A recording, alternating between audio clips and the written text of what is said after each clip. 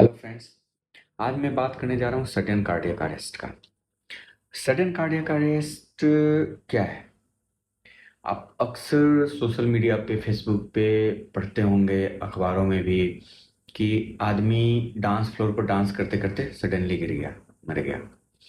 आदमी जिम कर रहा था, सडनली मर गया।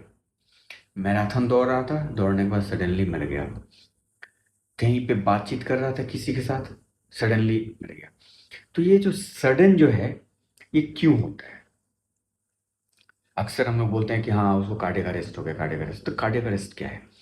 सबसे पहले समझने की बात यह है कि कार्डियक अटैक नहीं था, कार्डियक अरेस्ट है। क्योंकि अटैक में पहले बता चुका हूँ कि अटैक में कोरोनरी आर्टरीज का ब्लॉकेज होता है, मायोकार्डियम का इस्केमिया होता है, मायोकार्डियम इंफार्क्शन में जाता है।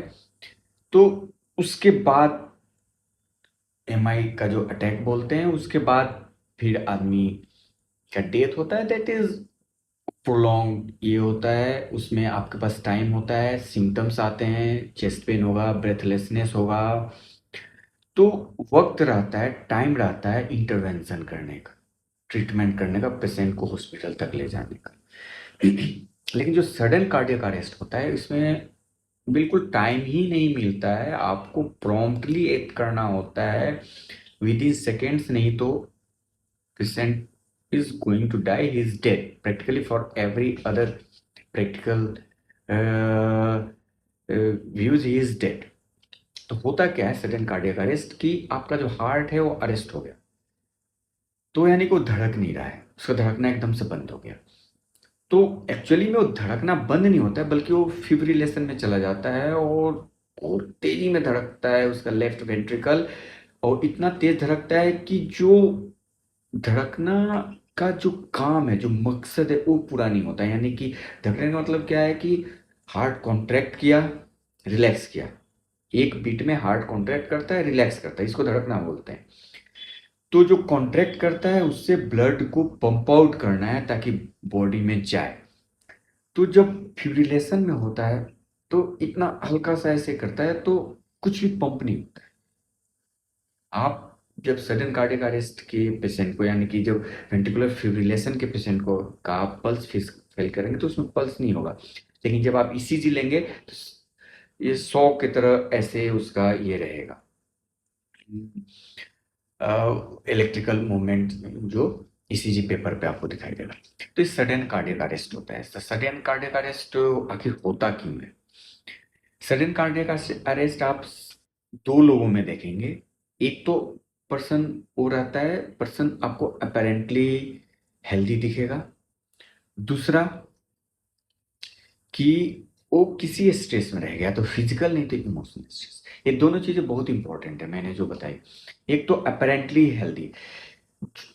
Apparently healthy people are more prone to sudden deaths than sick people. Why? Because sick people, they know they are sick, they are taking medications, they know their limits, they take precautions. But apparently healthy people, they don't know that they are not healthy, they don't know that they are sick, so they are not taking any medication, they are not taking any precautions, so they are more prone to the sudden deaths. तो ये वो लोग होते हैं जिनको बहुत prolonged hypertension है, जिसको या तो उन्होंने विलफुली नेग्लेक्ट कर रखा है कि कुछ नहीं होता, या फिर उन्हें पता ही नहीं है, कभी ब्लड प्रेशर चेक ही नहीं किया, कभी किसी डॉक्टर के पास ही नहीं गए। वैसे लोग जिनको प्रोलॉन्ग डायबिटीज है, जिन्होंने कभी डायबिटीज चेक ही नहीं किया, या फिर उसको विलफुली नेग्लेक्ट कर रहे हैं। तो ऐसे लोगों में क्या होता है कि आप भले ही बीमारी को एक्नॉलेज न करें, लेकिन बीमारी अपना काम अंदर अंदर कर रही होती है। यानी कि आपके शरीर को नुकसान पहुंचा रही होती है। और जो आपका गॉड ऑर्गन है, heart is a God organ, तो जो आपका गॉड ऑर्गन है, उसको डैमेज कर रही होती है धीरे धीरे। दैट इज स्लो पॉइजन का काम कर रही होती है हार्ट पे। यानी कि अगर हाइपरटेंसिव पर्सन है, वो अपने हाइपरटेंशन का इलाज नहीं कर रहा है, तो कार्डियोमायोपैथी होता है, हाइपरट्रॉफिक कार्डियोमायोपैथी, जिसमें क्या होता है कि जो वेंट्रिकुलर वॉल जो है, वो धीरे धीरे धीरे तो मोटा होने लगता है, ठीक होने लगता है। वैसे ही डायबिटीज़ में, अगर आपने डायबिटीज़ को बिल्कुल नेगलेक्ट किया हो तो आपको कोरोनरी आर्टरीज धीरे धीरे धीरे धीरे पतली होनी। तो ऐसे लोग जब किसी फिजिकल स्ट्रेस में जाते हैं या फिर इमोशनल स्ट्रेस में जाते हैं, उस वक्त क्या होता है कि कार्डियक डिमांड बढ़ जाता है। जब डिमांड बढ़ता है तो कार्डियक वर्क बढ़ता है, जैसे ही वर्क बढ़ता है वैसे ही हार्ट काम करना बंद कर देता है।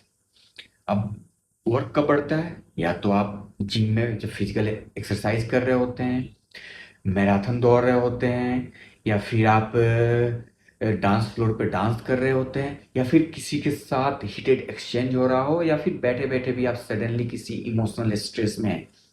तो ऐसे में क्या होता है कि बॉडी का ऑक्सीजन डिमांड बढ़ जाता है, हार्ट का वर्क बढ़ जाता है, वर्कलोड बढ़ जाता है। तो उस वक्त हार्ट को ज़्यादा पंप करने की ज़रूरत होती है, ज़्यादा तेजी में पंप करने। जैसे ही ये डिमांड बढ़ता है, जैसे ही हार्ट का वर्कलोड बढ़ता है, हार्ट सडन काम करना बंद कर देता है और फिब्रिलेशन में चला जाता है।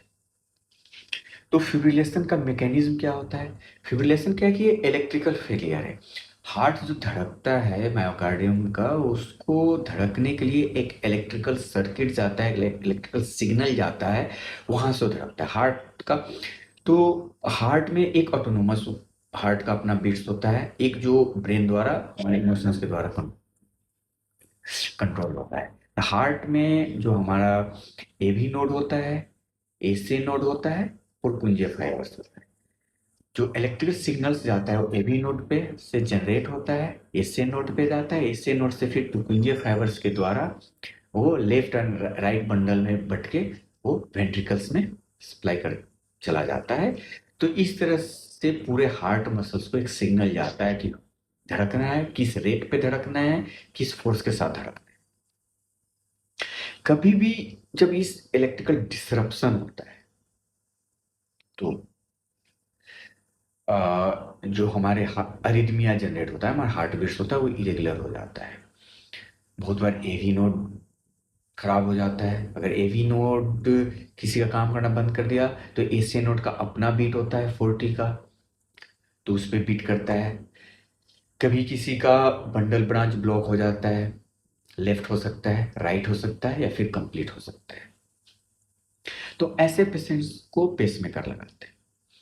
लेकिन जब ये सडन होता है, जब बिल्कुल कोई सिग्नल ही नहीं जा रहा है हार्ट के पास, एसए नोड से कोई भी सिग्नल नहीं जा रहा है, तो हार्ट क्या होता है कि फिब्रिलेशन में चला जाता है। वो ऐसे ये करता है, तो उसमें क्या होता है कि वो खुद से बहुत फास्ट सिग्नल्स जनरेट करता है और वो कंप्लीट कॉन्ट्रैक्शन नहीं होता है।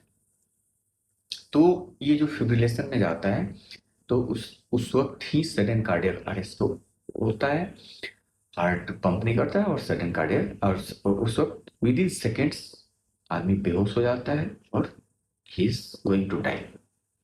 बचाने का बस एक ही तरीका है, सीपीआर, यानी कि तुरंत ही उसका कार्डियोपल्मोनरी रिसस्टेशन, यानी कि उसके लेफ्ट साइड छाती पे हाथ रख के उसको आप दबाना शुरू करो, पंप करना शुरू करो at the rate of 100 to 120 per minute, और call for help, ask someone to call for help कि एम्बुलेंस बुलाओ। और जब तक एम्बुलेंस मेडिकल हेल्प नहीं आता है आप उसकी छाती लगातार दबाते रहो, बिना कुछ सोचे हुए, बिना कुछ समझे हुए। यही एक तरीका है उस आदमी को बचाने। धन्यवाद।